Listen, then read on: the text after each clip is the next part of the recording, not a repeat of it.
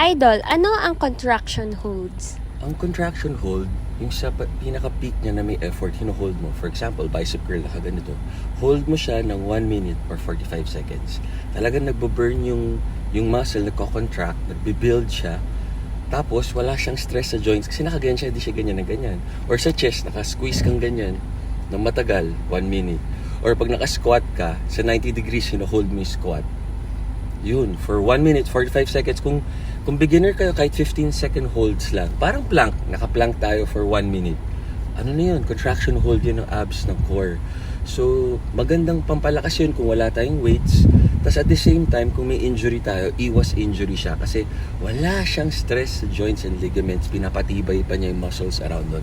So, isingit nyo siya sa workout nyo, ipasok nyo, itry nyo, tignan nyo kung nag-work para sa inyo.